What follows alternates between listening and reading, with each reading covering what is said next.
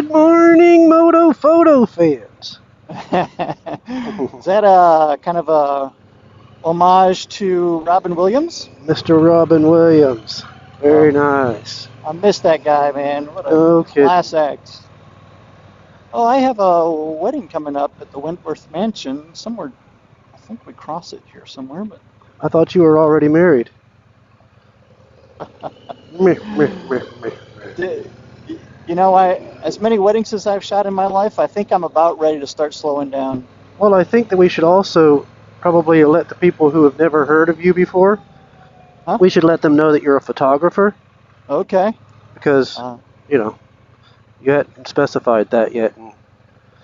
This is Wentworth Street, and the Wentworth Mansion is just down the corner here. Very nice. But yes, my wife and I run Chris and Cammie Photography, even though you all probably know me as Chris from Moto Photo Adventures.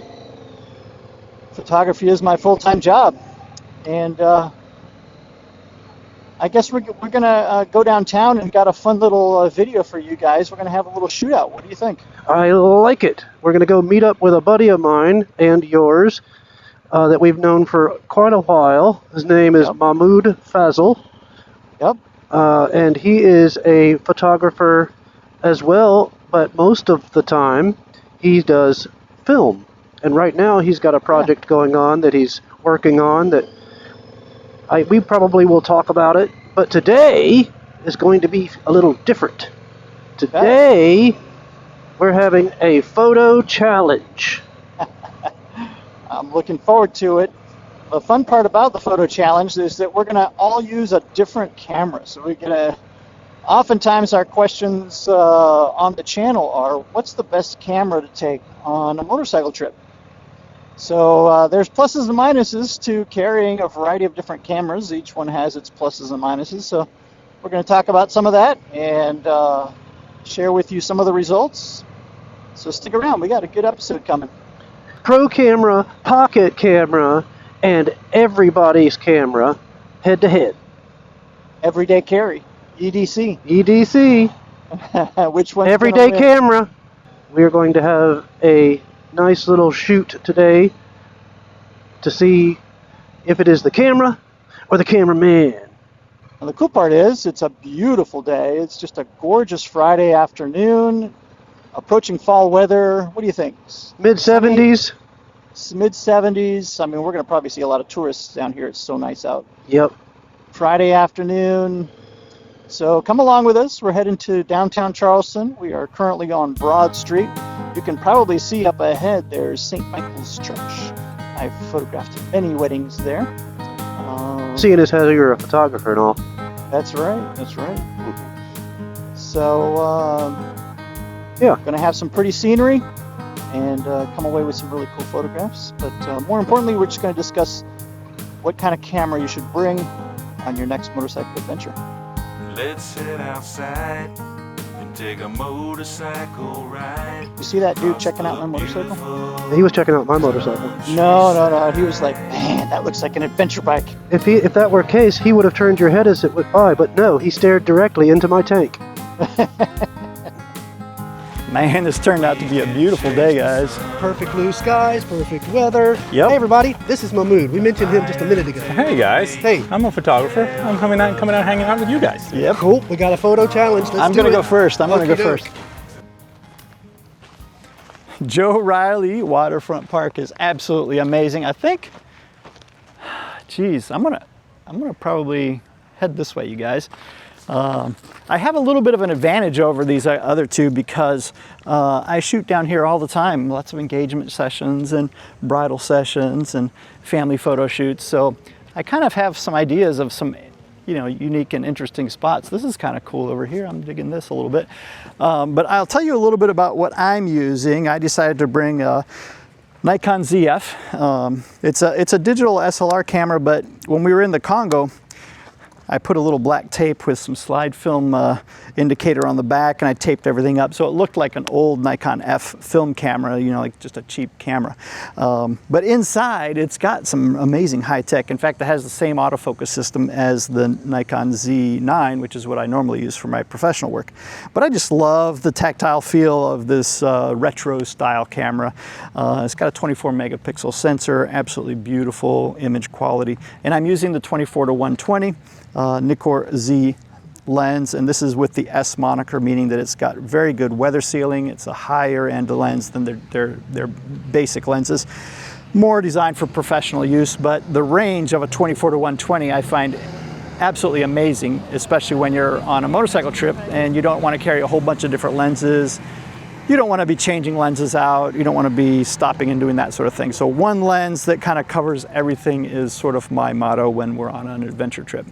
Now, if I need anything wider than a 24, there are options. I can click, click, click, click, click, click, click, and spice them all together and merge them into a much wider frame, or I can always just pull out my phone and cheat a little bit because you can get really good wide angle shots with your phone. I shoot everything on 100% manual all the time. That's just kind of how I grew up. I grew up shooting film. I grew up that type of control. So I've got my apertures and shutter speeds and everything dialed in. Occasionally I'll go to auto ISO, but 99% of the time everything is locked in manual. It's a little overcast today, so I'm going to shoot this first couple of images, I think, with ISO 400. The ISO quality, the image quality of this sensor is so good even at higher ISO that really it's just a moot point whether you shoot at 100, 200, 400 ISO. It's all going to be the same quality. So I'm going to go to 400, shoot at f4 for the first couple of shots. I love the bark on this crepe myrtle tree, and so I'm going to get a quick shot of that. And the archway in the background is kind of a neat background, so let me get that quick. Very cool. And then if you walk across the street here, there's some neat gas lanterns along this way. Now, if you don't know Charleston, gas lanterns are sort of a thing down here. And the amazing thing is, if you live in a house down here that has gas, it's provided free of charge by the city. So that's kind of neat. I think that's a neat perk to living down here. And it helps everybody to maintain those older, you know, eclectic gas lanterns instead of replacing everything with neon or LEDs or things like that. So anyway, let's keep walking here.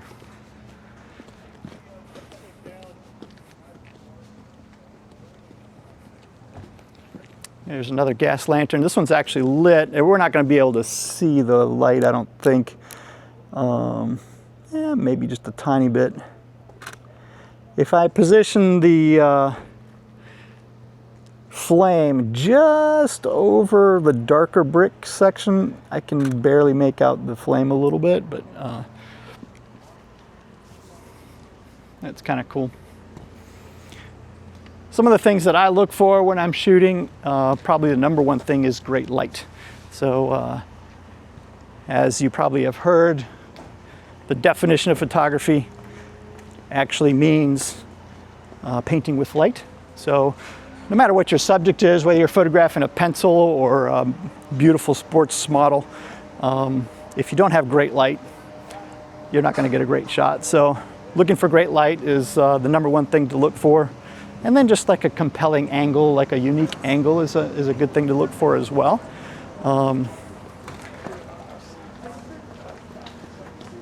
Notice I paused there for a minute because I'm a people photographer, and if I wasn't on camera right now, I would have 100% said, "Hey ladies, can I get your picture?" But you know, I didn't want to interrupt their day on camera and have an awkward situation. But just my personality, I like people, I'm a people person, and so I have no qualms about asking people if I can take their picture, especially if we're out in public. Back behind me here, you can see one of the local walking tours. If you're ever in Charleston, I highly recommend doing a walking tour. They are a lot of fun. But I've walked us up to Rainbow Row, so I'll take my last shot or two up here at Rainbow Row. Let's go ahead and cross here.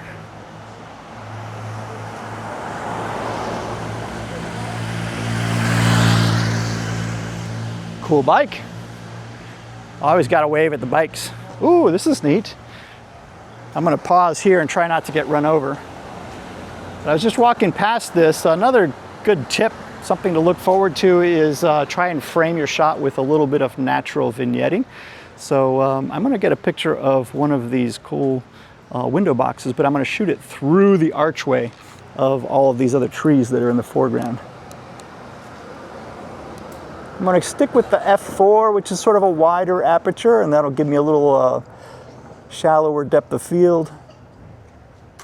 Focus mostly on that one. And I do use back button autofocus so I can focus on it and just be able to frame vertical or horizontal. Back behind you here, you'll see more of those lanterns I was telling you about. And this is Rainbow Row, which of course is famous in Charleston. Such a great little place. Let's get one of this black iron porch up here. That's pretty neat. And again, I'm going to get a little bit of the greenery in the foreground, get a little bit wider. I do have this camera's viewfinder set up to where I can see a level. So it's like flying an airplane. I can tell when my shot is level because the line in the middle will turn green. So that's a pretty cool piece of technology. But anyway, that kind of gives you a little bit of an idea of what I'm looking for, what I'm shooting for.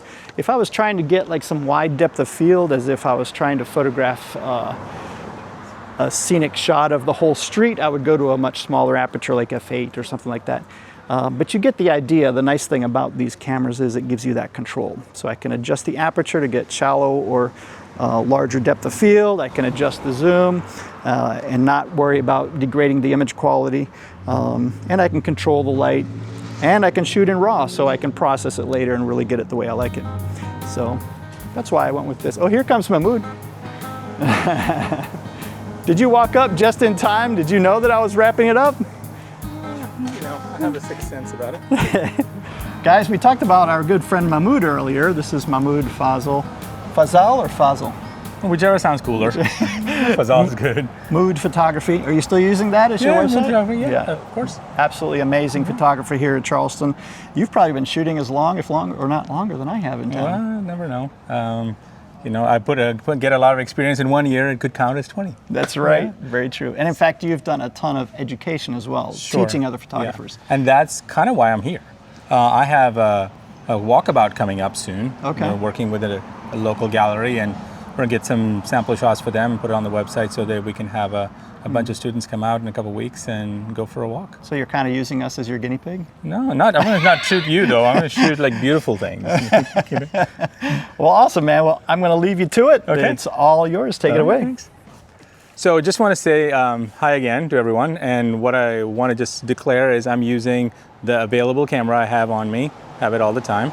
And that's my phone. It's an iPhone 14, and it does just fine, and looks great on the pictures, and it's going to be fun to shoot. So I'm going to go for a walk and see what kind of cool stuff we can find. My goal is to find detail shots, more close-up stuff. I'm not looking for wide, and I also love how these clouds are looking today, and so I'm a sucker for great clouds. So I'll probably get a few shots of just details of Charleston because they're fun. I don't need the whole picture. If you get a small section of the shot, your brain fills in the rest, so you don't need to show them everything. So I'm gonna get into some sun here and get some great shots when the sun's hitting these buildings, and we have some detail, we have some contrast. So that's gonna be my mission today. So I love this color. I'm a sucker for good color. So I'm gonna go with this beautiful color on this building. And the cool thing is we've got a camera that can go pretty wide. So the cool thing about it is because I love the sky, I can get this building with some beautiful sky in it, and it's full of colors. I'm gonna keep walking this way and see what else I get. Chris might have mentioned something about the lanterns, and the lanterns are cool. These things are awesome too, especially if you can get a section of this and a section of this, and it's not really anything but just a bunch of blocks of color together. And so if you're shooting, if you are bored with everything you see that's normal, I would just say get a real close up of something, and you'll be amazed at what you get. If you can incorporate the sky in it, it's even better. And sometimes it's cool just to get really, really low and really, really high up there and get the shot. Let's see, I might want to find a little alley to walk down if there's such a thing. Oh, 73. I've shot this house many times. It's been sold many times, so every time they need to sell it, they call me up and say, hey, can you reshoot this house for us? So I love that. So I love the color of that house. I like the two gates we got in it, and sometimes these shots can be printed and put up, and other times it's just a good collage of images to put up somewhere. So this street coming up here, just a little alley, love this thing, love it. It has been a favorite of mine to do portraits of people. The overhang of the trees is pretty cool, and if you watch the light in here, you'll catch the sun hitting all these trees in a good light. And if you're doing a small section of a person or a bride, sometimes I've got brides down here, you can get some great just framing for them and for their look, the outfit. Like even though the gate right now has some fall-ish and kind of dead leaves, but it's still pretty. I love it. And then when I go up to this one has already starting to get some fall colors in it.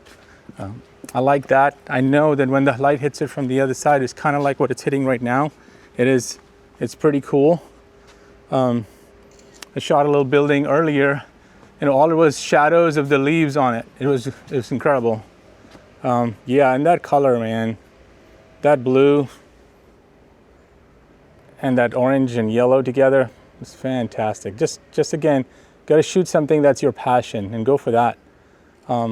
Nobody's gonna love something as much as if you give them an original photo or a creative thing from your own mind instead of just copying someone else. And that I can, attest from being in classes and teaching classes and say, find your own vision. Don't worry about what other people think. Almost as if when you create work and decide nobody's going to see it. And if you go with that thing in mind, then you'll be free to create whatever you want. So I'm fascinated. Oh, there's a nice little cool skinny alleyway out there. And here you can see there are cars allowed in here, but it looks like that one, you cannot bring a car in, so it's even cooler. And the cobblestones are definitely fun to walk through and photograph, but I don't enjoy walking the cobblestones too much. Gotta be careful you don't trip. But we're walking into places that you almost never usually see unless you decide you're going to spend some time looking. Oh, look at that. That little driveway to that little place. Wow. I don't know about you guys. I could live there. I couldn't afford it. I could live there. Oh, this is great. I can't even imagine what it would look like closer to sunset and with these lanterns going. Just like an intimate little place. Oh, very nice. So I'm going to go all the way to the end of this street and see what we find. I'm probably flying through these shots and going a little too fast for everyone, but if I were doing it, and if I were doing it on film, I'd spend a long time to just get one shot right, get the lines right, make sure the horizon's not straight. Sometimes I have this bad habit of getting so excited about the shot, I don't pay attention to how I've made the horizon crooked. And once you start seeing a crooked horizon, you'll never stop seeing And so even if it's off for a couple of degrees, real quick thing right there, there's an alleyway, and that has the sun hitting the top of that brick.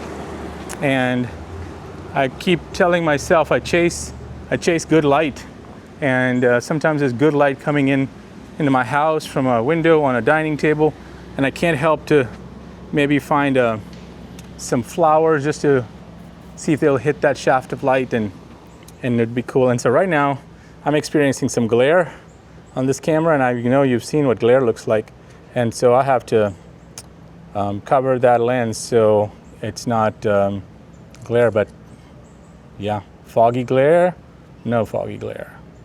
Beautiful, beautiful. So go for a walk, find a place you like, and just spend an hour walking with yourself and your camera, and you'll be really happy at the end. So this has been wonderful. Thank you for being attentive and listening. It's been amazing, nice and warm, pretty day, and I'm out. Well, Chris and Mammud have had their turn. Chris with the big dog mirrorless camera from Nikon, and Mammud with what everybody has, a cell phone. And we have to now analyze what they did with theirs and why they did it with it. Now with me, I have something that's kind of, well, it's old school vacation photo. So we used to get these pocket cameras back in the day, and I happen to have an Olympus Tough TG870, which I bought, if I had to guess, about a decade ago. So what we're going to do is, because I can't impress you with resolution, there's only 16 megapixels on this, and it's in auto at the moment, and so I'm going to change all of my settings to be something that is bearable. Now, with this camera, like I said, I have a little bit of a digital zoom, a wide and a tight. I have a screen on the back that can flip up, but this is just a really good waterproof camera that you can take on vacation. And like I said, I'm not going to be able to dazzle you with off-camera flash and super high megapixel resolution that you can pixel peep their corneas with. This is just one of those ones that you can take really good vacation pictures. And if you have a little bit of an eye for composition, you can probably get some really memorable things. So, with that being said, knowing Chris and knowing Mammud, they probably take a lot of foliage pictures. Like trees and flowers and bushes. And all of that's fine, but I'm gonna go a different direction. Here in Charleston, we not only have trees and flowers and bushes, but we have great architecture. So I'm gonna find some things that are gonna be hardscapes, and I'm going to try to photograph them from a perspective that you wouldn't normally have your eyeballs, right? So I'm going to cross the street. I'm calling an audible, and I'm going to get a picture of this. Now, what I'm going to look at here is shadows and sunshine, and it just came out, which means it's got super hard shadows. And there's my picture right there. I like it. This is the nitty-gritty of Charleston. Look, see? We have something else that's going on here. Now, remember I said composition? So this is how you would normally take it. You point the camera, you hit the button. But no, this long sign here is just begging for a vertical. And we have all of the shadows on the wall creating some nice texture with the concrete, the shadows, and the siding there. So that was awesome. Let's continue on. There's a lot of things going on down there that don't look all that picturesque to me at this particular moment. We can look up to see some shapes through the trees. One of the things I do like about Charleston is when you look at these, it's kind of like an optical illusion when you look at the second floor on the balconies. They're sloped incredibly a lot away to keep the water from, but when you look at it, it's an optical illusion. So when you zoom, I'm going to zoom this in because I can, and there's a nice vertical as well. But if I take this picture so that everything is vertical, the slope on there is dramatic, and you can see it. Here's some nice wrought iron stuff. That's neat too. Let's see if we can, okay, here's another one. Here's something. If you come around here to my angle and you look at this photograph right here, there's too much stuff in the background. It's too busy. I can't take that photograph. I have to figure out a way to isolate what I want to see without all of that stuff behind it. So I'm going to come way down here and put some contrast behind it. There. Now you got a photograph.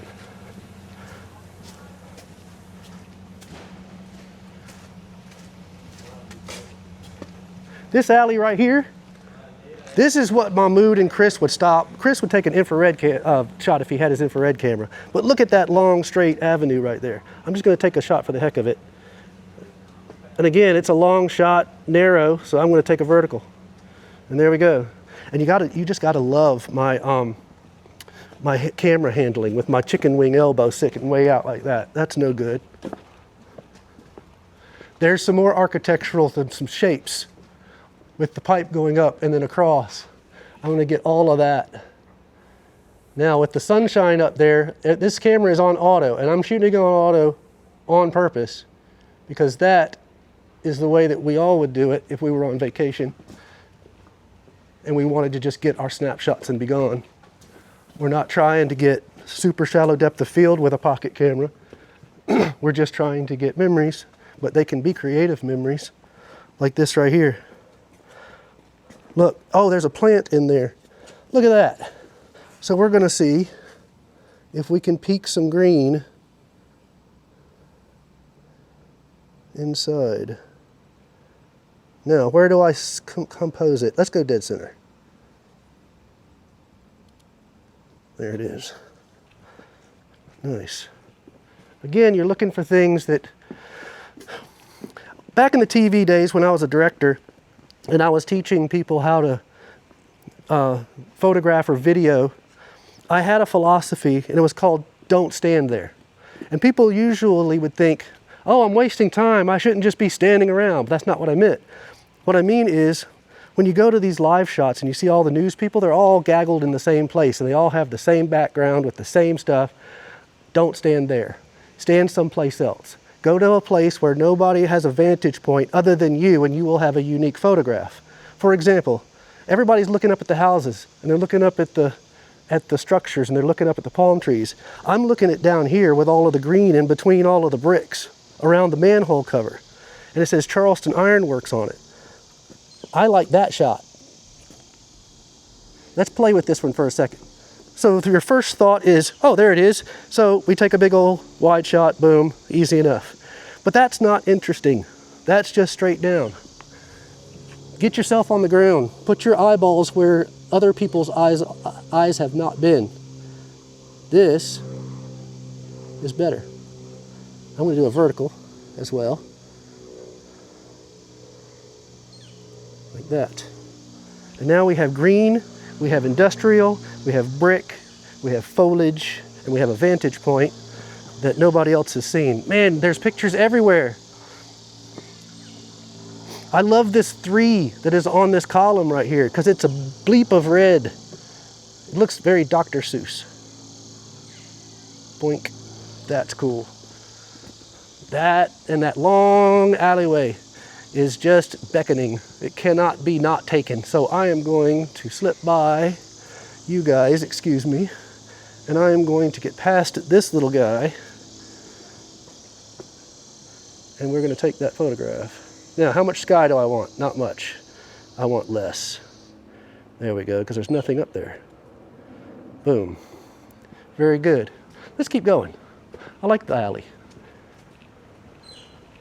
I like the alley. Vines on a wall. Dead vines on a wall with a chimney.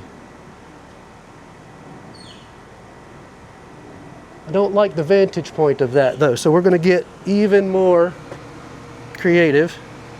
And remember, we're going to use up our flip screen. We can use our flip screen so we can see what's happening.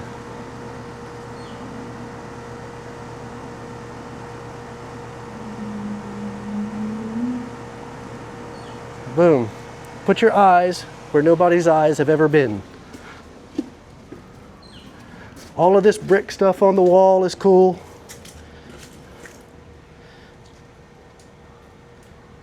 Looks like I'm falling into a texture mode. I think we've got almost everything that we need for a good side-by-side comparison of what those guys shot and what I shot. So let's head back out to the main area, sync back up with the fellas, talk about what we did and what we shot, and why.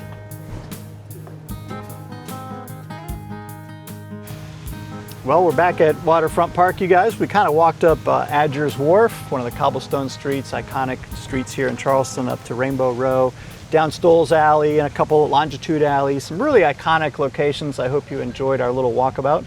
And our celebrity photographer, Mammud, thanks for joining us. Well, I don't know where the celebrity is, but I'll fill in. It was just fun with you guys, walking around, getting some great shots of Charleston.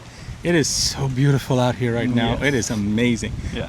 I could just take a nap, but it was great. The shots were awesome. The company was great, and love to be with these guys. Got some cool shots, I think.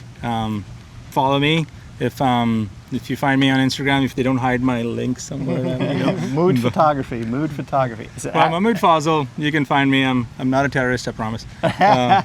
So That was weird. I'll make it weird. Thank you. You're welcome. So did you feel a little gypped that you had to use your phone, or did you find that comforting? No, I found that comforting. It was Very good. less the better. You know, simple things. You know, I overcomplicate so many things, even my words, and so that was freeing. You know, take your phone out and shoot. You'll have a lot of fun. Yep. Next time we do this, you're going to have to use your film or the instant, the Polaroids or the instant develop that you have at the market that you sell on occasion. Have you He's got a really neat project going on with film photography. It's called 1 of 1, where you get to buy the negative. Yep. And so, yeah, if we do that, my whole 10 minutes is going to be 2 shots because it takes so long to take the shot. That'll be as fun. opposed to me with a Z9. Yeah, exactly.